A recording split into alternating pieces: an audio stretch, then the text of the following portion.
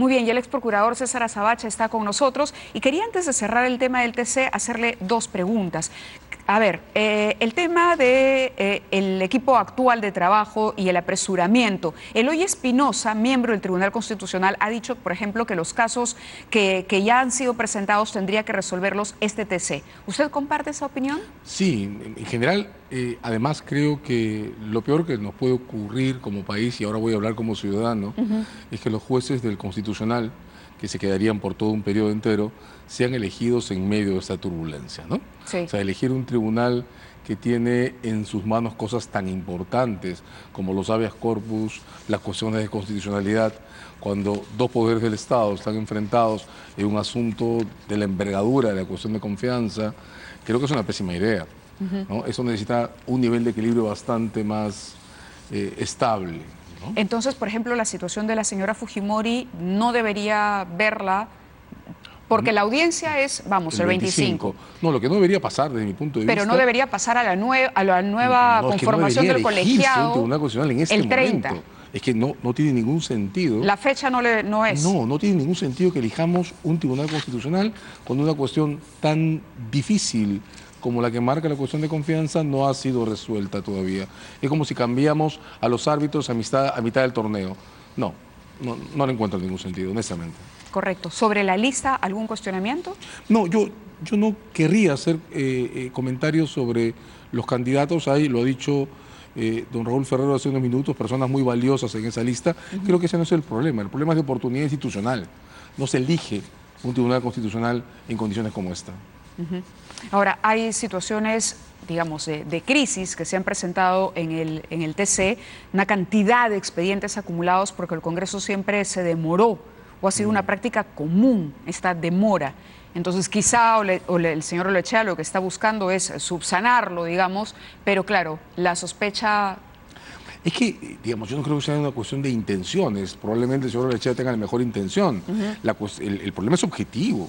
El Congreso no tiene un esquema claro para salir del impasse en el que está sus relaciones con el Ejecutivo. El Ejecutivo tiene una suerte de demanda planteada en términos políticos sobre esta cuestión del adelanto de elecciones, y en el medio de eso vamos a elegir al juez que tendría que dirimir si hay una controversia de este punto. No. ¿El TC va a fallar a favor de Keiko Fujimori? No lo sé, creo que hay una diferencia importante entre el caso Fujimori y el caso Humala, y hay que reparar en eso. Para comenzar, el caso Humala llegó al Tribunal Constitucional sin pronunciamiento de la Corte Suprema. En teoría, el Constitucional puede, por supuesto, incluso fallar en contra de la Corte Suprema, pero institucionalmente eso es muy difícil. El caso de Keiko Fujimori viene respaldado por la Sala Penal del máximo tribunal del país, de modo que no es lo mismo. De otro lado, en el caso Humala se discutían sobre bases relativamente precarias, ¿verdad? El argumento fuerte de ese caso tenía que ver con las imputaciones al señor Humala sobre manipulación de los testigos del caso Madre Mía, un procedimiento bastante más antiguo. En esta oportunidad, el caso que la Suprema ha aprobado contra la señora Keiko Fujimori tiene que ver con manipulaciones a los testigos de su propio proceso.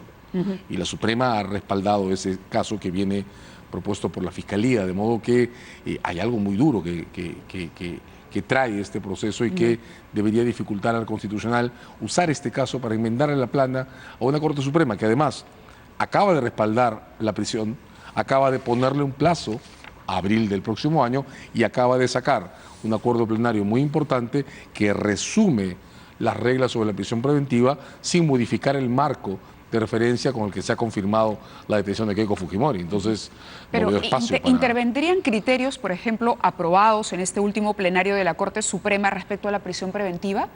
¿Podría verse afectada la decisión? Es que este último plenario de la Corte Suprema no tiene cambios fuertes con la doctrina que la propia Corte ha venido siguiendo a lo largo del tiempo. Lo que tiene... Bueno, hay quienes dicen que si estos requisitos, estos criterios obligatorios estuviesen, se hubiesen anunciado antes de dictarse la prisión preventiva para la señora Fujimori, el señor Figari y demás, solo por mencionar el caso de Fuerza Popular, no estarían presos. No es verdad. Lo que ha hecho la Corte Suprema es un compendio actualizado de una doctrina legal que ha venido ensamblando a lo largo de todos estos años, ¿no? hay algunos matices importantes. Por ejemplo, en este acuerdo, la Corte Suprema declara, que fue una cosa que se discutió mucho con ocasión del caso Humala, que el comportamiento anterior de un imputado, recordemos el caso Madre Mía, sí puede ser usado para establecer un riesgo de perturbación probatoria, una cosa que se discutía. También ha dicho esta vez la Corte Suprema que para dictar una medida de detención no es necesario que la perturbación de las pruebas o la fuga estén en proceso.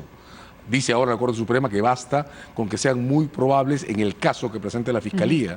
De modo que incluso esta decisión está bastante más abierta de lo que han estado los criterios de varios tribunales locales, en lo que se pedía un proceso en marcha. Sí, por supuesto, pero no es una decisión que cambie la línea de jurisprudencia de la Corte Suprema y no es una decisión que mueva un milímetro de las consideraciones que la propia Corte acaba de utilizar. O que nos obligue a repensar de decisiones del juez Carguancho, por ejemplo. No, en absoluto. De hecho, tengo la impresión más bien que la lectura correcta de esta decisión de la Corte tendría que llevar a la defensa a pensar que algo tiene que cambiar en su actitud respecto al proceso para poder pedir que las reglas de provisionalidad y temporalidad se apliquen y poder aplicar, por ejemplo, a grilletes electrónicos o algo semejante en esas condiciones. Una Suprema que evite una decisión como esta, que confirma la detención de la señora Fujimori como lo acaba de hacer, creo que le deja muy poco espacio al Constitucional para poder maniobrar alrededor de este asunto. Entonces, desde mi punto de vista, las probabilidades de un cambio son muy bajas. Y son muy bajas además teniendo en cuenta que abril del 2020 está en términos de un procedimiento judicial a la vuelta de la esquina. Hay una opinión que le quiero pedir sobre el tema de la nueva ley de financiamiento de partidos políticos y el uso que pretenden darle a la defensa de algunos investigados, pero hacemos una pausa y regresamos con el doctor Azabache.